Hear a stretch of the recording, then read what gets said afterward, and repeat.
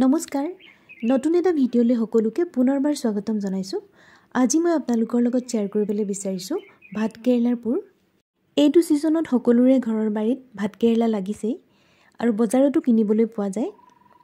গতিকে বাৰীৰ ভাতকেৰেলাৰে আপোনালোকেও পুৰ বনাই খাব পাৰিব। এতিয়া আহকচোন মইনো ভাতকেৰেলাৰ পুৰ কেনেকৈ বনাইছো আপোনালোকক দেখুৱাও। পুৰ বনাবৰ কাৰণে বাৰীৰ পৰা ছিঙি অনা একেবাৰে ফ্ৰেছ 4টা ভাতকেৰেলা লৈছো। এতিয়া ভাতকেৰেলা কেইটাৰ ঠাৰি আৰু ওপৰৰ খহটা অংশখিনি কাটি লৈছো।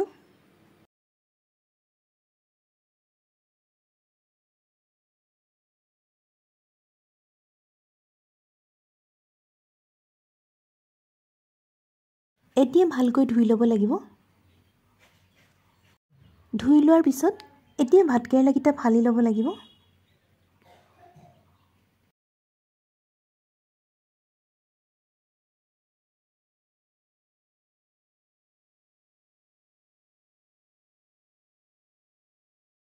ভাতকেৰেলা কেইটা ফালি লোৱাৰ পিছত এতিয়া 10-15 মিনিটমান সিজাই ল'ব লাগিব। গেছত কেৰাহী পাতি 1.5 গিলাচ পানী দিছো। অকণমান নিমখ দি ভাতকেৰেলাখিনি এতিয়া ঢাকন মাৰি অলপ সময় সিজাই ল'ম। গেছৰ ফ্লেমটো হাই কৰি 10-15 মিনিট সিজাই লৈছো। 15 মিনিটমানৰ পাছত ভাতকেৰেলাখিনি চাইছো। খুচি চাইছো ধুনীয়াকৈ সিজিলে আৰু ইয়াতকৈ সিজিব নালাগে। এতিয়া গেছটো অফ কৰি পানীৰ পৰা কাঢ়ি ল'ব লাগিব।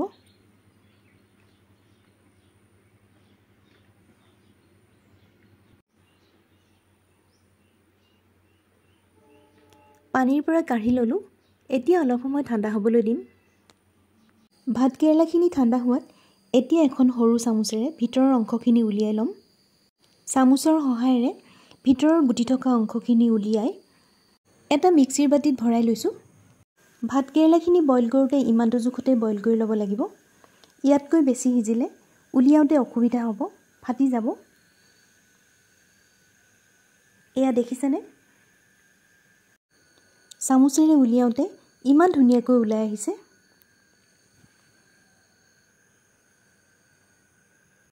এডোখৰকৈ গোটেইখিনি ভাতকেৰেলাৰ ভিতৰৰ অংশখিনি উলিয়াই লোৱা হৈ গ'ল। এতিয়া মিক্সিৰ বাটিত থোৱা ভাতকেৰেলাৰ ভিতৰৰ অংশখিনিৰ লগত কেইফুটামান নহৰু, সৰু সৰুকৈ কাটি লোৱা এডোখৰ আদা আৰু লগত 2টা কেঁচা জলকীয়া ভাঙি ভৰাই লৈছো। এতিয়া মিক্সিত পিচি ল'ম। মিক্সিত পিচি লোৱা হৈ গ'ল। এতিয়া গেছত এখন কেৰাহী পাতি ভালকৈ গৰম কৰি লৈ অলপ মিঠাতেল দিছো। তেলখিনি ভালকৈ গৰম হোৱাত অকণমান ক'লা জিৰা দি ফুটাই লৈছো। 3টা পিঁয়াজ সৰু সৰুকৈ কাটি লৈছিলো। এতিয়া পিঁয়াজখিনি দি অলপ ৰঙচুৱা হোৱাকৈ ভাজি লৈছো। গেছৰ ফ্লেমটো মিডিয়ামত ৰাখিছো।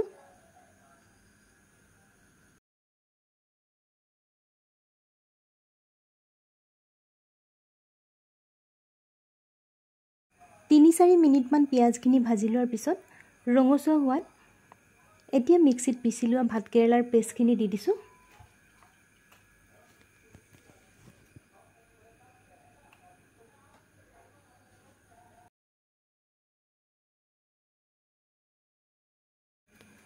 এতিয়া এবাৰ ভালকৈ লৰাই জোখমতে হালধি,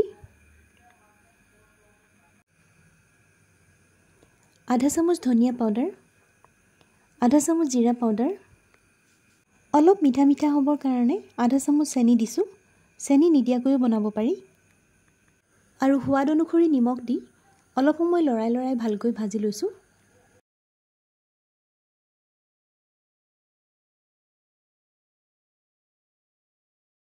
এই মছলাখিনি ভাজোতে অলপো পানী ব্যৱহাৰ কৰিব নালাগে।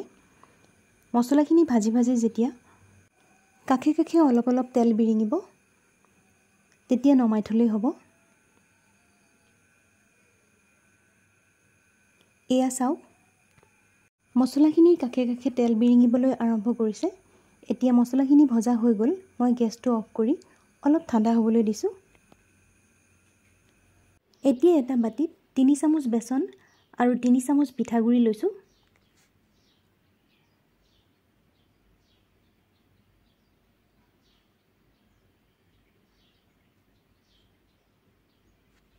লগত 1 চামুচ আদা নহৰু পেষ্ট, সোৱাদ অনুসৰি নিমখ আৰু 4/4 1 চামুচ ৰেড চিলি পাউডাৰ দিছোঁ।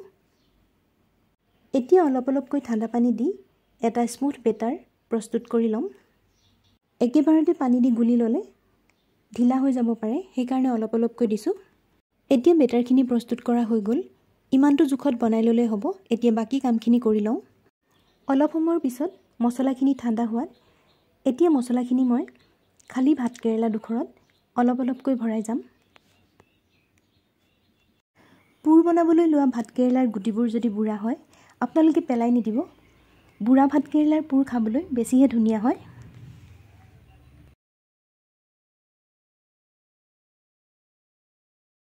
এডোখৰ এডোখৰকৈ গোটেইখিনি ভাতকেৰেলাতে মই মছলাখিনি ভৰাই ল'লোঁ। এতিয়া পুৰখিনি ফ্ৰাই কৰিবৰ কাৰণে গেছত কেৰাহীখন পাতি ভালকৈ গৰম কৰি লৈ আধা কাপমান মিঠাতেল দিছোঁ আৰু তেলখিনি ভালকৈ গৰম কৰি লৈছোঁ। এতিয়া এপিচ এপিচকৈ বেটাৰখিনিত ডুবাই পুৰখিনি মই ফ্ৰাই কৰি যাম।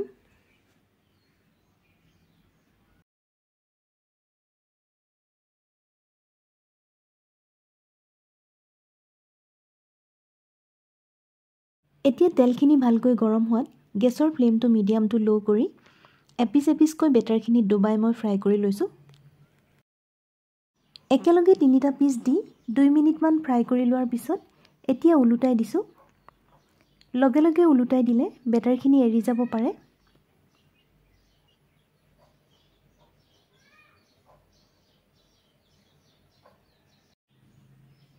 এনেকৈ লৰাই লৰাই ইলুটি সিলুটি কৰি অলপ সময় ফ্ৰাই কৰি ল'ব লাগিব।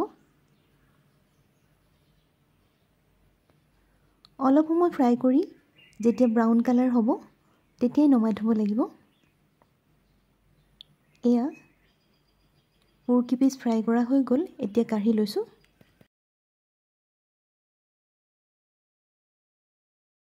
আৰু বাকী থকা পুৰকেইপিচো মই বেটাৰখিনি ডুবাই ডুবাই একেদৰেই এনেকৈ ফ্ৰাই কৰি লৈছোঁ। এনেকৈ বনোৱা ভাতকেৰেলা পুৰ খাবলৈ খুব ধুনীয়া হয়। নিৰামিষ ভাত সাজৰ লগত ভাতকেৰেলা পুৰ থাকিলে ধুনীয়াকৈ ভাতকেইটা খাব পাৰি। আপোনালোকেও এনেকৈ ভাতকেৰেলা পুৰ বনাই নাই খোৱা যদি এবাৰ খাই চাব আৰু কেনে পালে কমেণ্ট কৰি জনাবলৈ নাপাহৰিব। আৰু এইখিনিতে আপোনালোকলৈ মোৰ এটা অনুৰোধ, আপোনালোকে যদি মোৰ এই চেনেলটোৰ ভিডিঅ'বোৰ চাই ভাল পাইছে প্লিজ চেনেলটো ছাবস্ক্ৰাইব কৰি দিব আৰু কাষতে থকা বেল আইকনটো টিপি অল অপশ্যনটো চুই দিব। তেতিয়া মোৰ চেনেলৰ নতুন নতুন ভিডিঅ'ৰ নটিফিকেশ্যনবোৰ আপোনালোকে আগতীয়াকৈ পাই থাকিব। এটা পুৰ ৰৈ গৈছিল, শেহতীয়াকৈ সেইটোও ফ্ৰাই কৰি ল'লোঁ। এতিয়া গোটেইখিনি পুৰ ফ্ৰাই কৰা হৈ গ'ল আৰু গৰমে গৰমে পৰিৱেশনৰ বাবে ৰেডি হৈ গ'ল। আজিৰ এই ৰেচিপিটো চাই যদিহে আপোনালোকৰ ভাল লাগিল কমেণ্ট কৰি জনাবলৈ নাপাহৰিব। ভিডিঅ'টো সম্পূৰ্ণকৈ চোৱাৰ বাবে আপোনালোকক অশেষ ধন্যবাদ জনাইছোঁ। আকৌ নতুন এটা ৰেচিপি লৈ নতুন এটা ভিডিঅ'ত পুনৰ লগ পাম। এতিয়া আজিলৈ আহোঁ। ধন্যবাদ।